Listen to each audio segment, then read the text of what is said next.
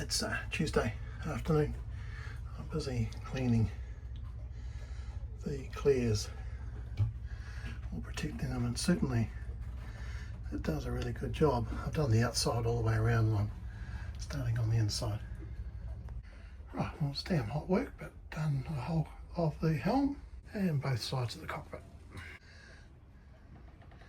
Wonder how long it will last looking this good.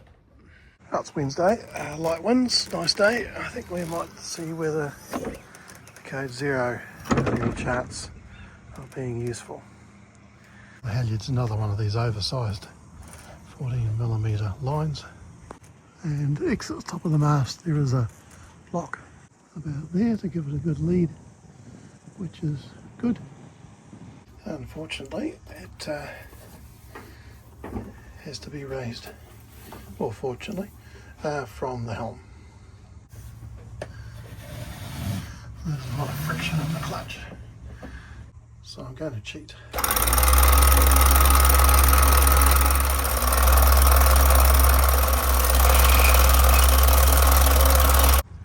Even better, I managed to raise it upside down. I didn't bring the furler with me, that was the confusing bit. So this actually is for the halyard. Right, this time. Oh, I currently don't have a prod, or indeed a compression post or longer on. I'm not silly enough to tie it to the seagull striker. What I'll do though is put a bridle in around the spinnaker bow blocks. Can't be bothered doing it completely at the moment because I don't have the furler anyway. Will not be how it is actually attached in use. Just getting an idea of the length. I know it's too short because CATMANTOO certainly had a shorter mast than WAKAWAKA. So it's a little bit shorter in the hoist than the jib, but it will come a lot further back. So there'll probably be a similar sail area, especially if I lift the tack up a bit more. Will give us a much better view forward than with the current jib. But wing on wing downwind, be easier to deal with than putting up the big parasail, which the parasail would be faster, but sort of thing you put up for a long time. Whereas this, with its endless rope further, much quicker to get rid of. I've lifted the tack up a bit further, so certainly have an impeded view forward from it.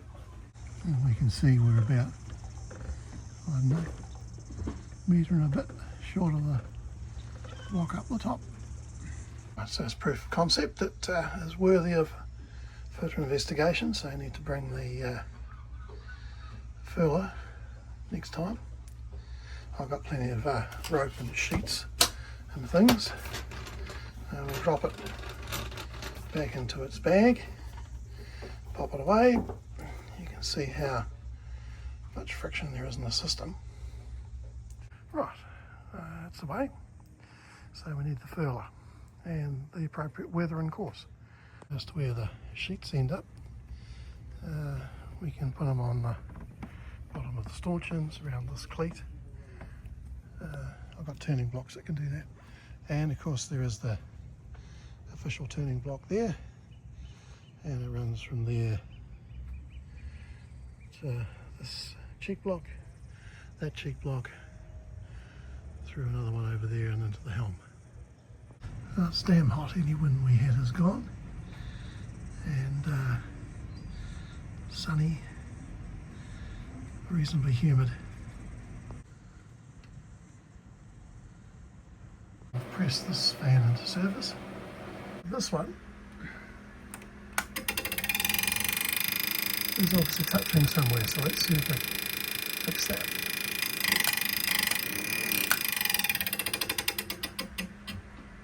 Well, I've taken the back off. That solved the problem, so I wonder where it was touching. Well, I can't see, but I guess it's on the inside of where my finger's wobbling around, which is a bit closest to the blades. I took a bit off the area I pointed at with a knife and problem solved. Gee, I wish everything was that easy. Well, unfortunately we've got a failure here because the letters, which I suspected could be the case, are not sticking. So let's see if we can pop them on the transom.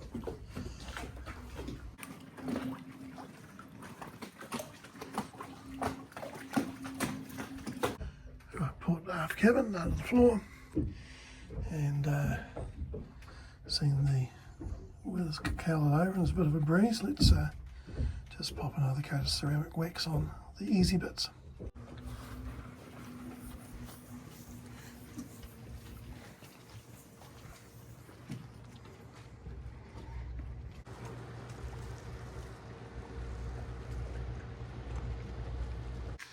Right, so looking for the code 0 furler, and there we are.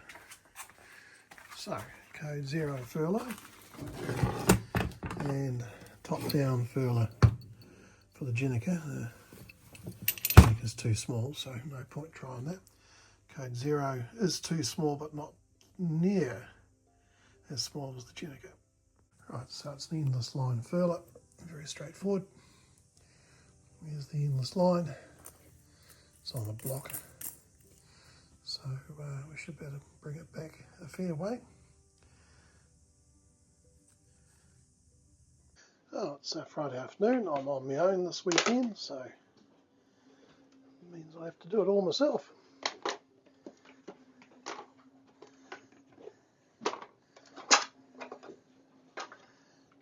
Right, all the lines are released from the other side. Stern lines are off.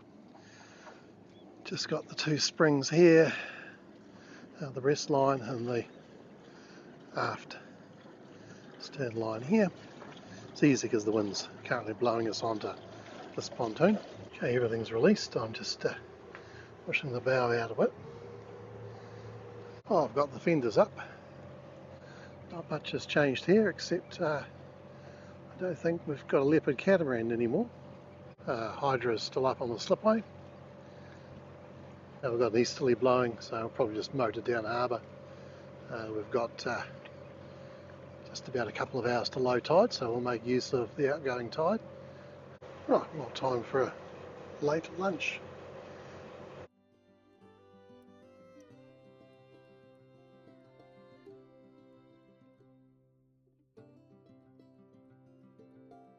Well, I haven't needed to go to the supermarket, but we better get something out of the freezer for tea.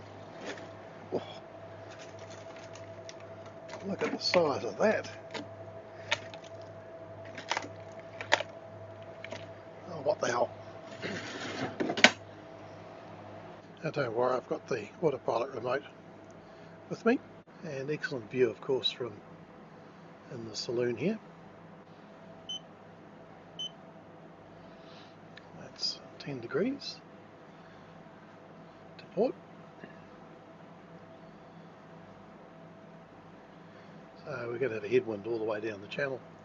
I think we'll motor doing 5.2 knots at about 1500 RPM, so that's fairly economical. We've got a reasonably large cat up here on the east side of Limestone Island, a monohull anchored close by where we were last Saturday night. Portland Quarry in behind.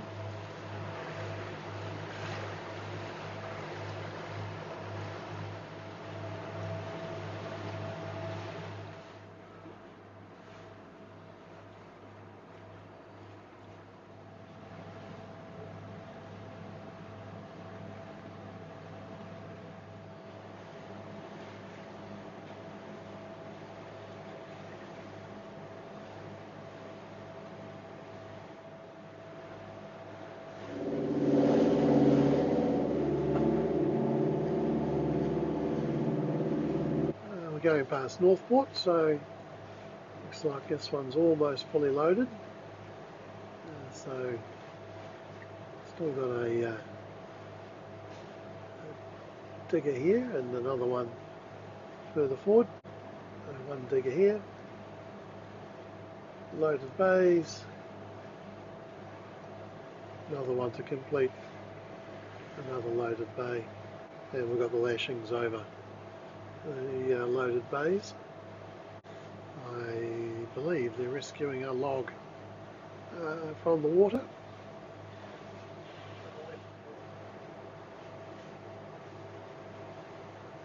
The crane's got its boom down, presumably having some maintenance done. There's a whole lot of tanks of cement in container sized enclosures. The wood chip pile's slowly getting bigger. The government had a brief look at reopening the refinery, but it was going to cost many billion, and it was decided that was not an economical proposition in our current constrained spending environment. Well, we've got one tanker in, which looks like it's pretty much offloaded its product now.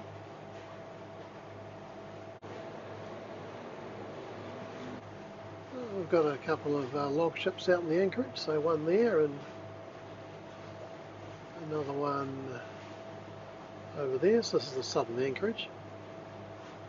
There's another one, northern one, up under Breamhead. Oh, there's little Munro Bay and Mount Mania.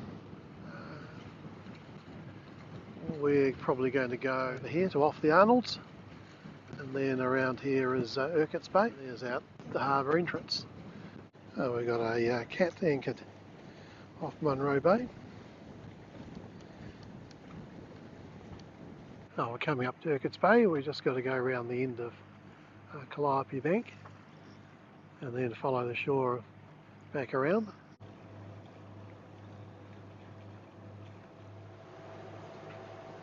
Over that saddle is Smuggler's Bay. And that direction is Ocean Beach. There's a very pretty yawl here.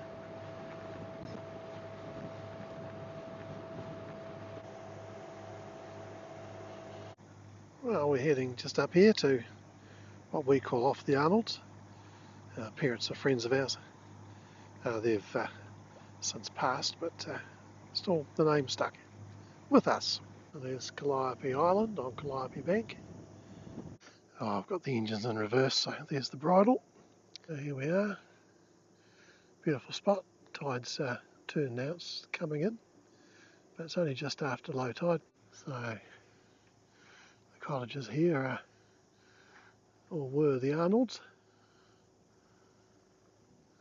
The next bay is McGregor's Bay, and there is Mount Mania, Mount Aubrey, and then across the harbour to Northport, Marsden Point, Calliope Bank, Calliope Island, and Urquhart's Bay.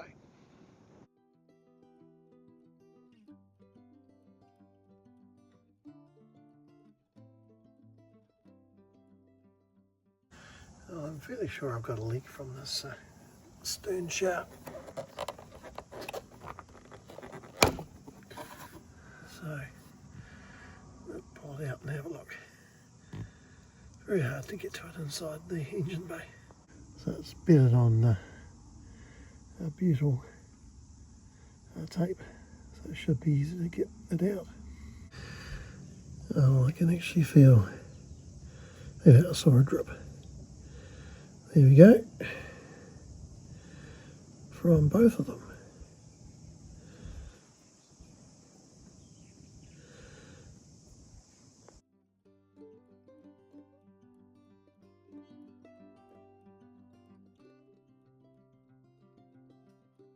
I'll turn the water pressure off. Let the pressure out. That will explain why I've been getting water in the port engine bay. You can hear it. It's not a lot, but it's pumping out.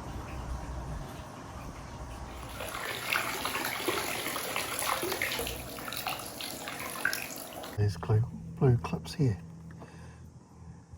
Hold the John Guest fitting in position, so once you take it off you can press that and then release it from the pipe. Hopefully you can see the pipes from there. Okay, right, well they're loose on here, so we'll put some more tape on and do them tighter. We'll put more PTFE tape on. And we've done that, we'll just connect it back up and cross our fingers. I'm just about to go and turn the water pressure back on. So here comes one of the log ships that was out in the anchorage.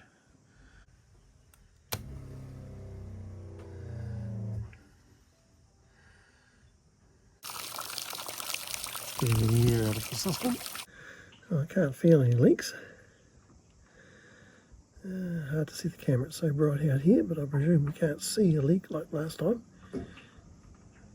I'll pop the blue collars back on so the hose, the red and blue hoses can't come out. This is the nozzle off it and it's broken.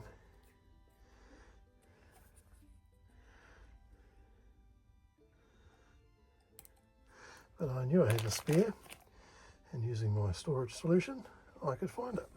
No longer dripping from there, but I tell everybody we must turn the mixer off.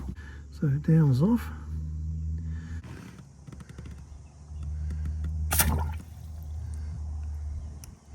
There we go. Right, well hopefully that's that problem sorted.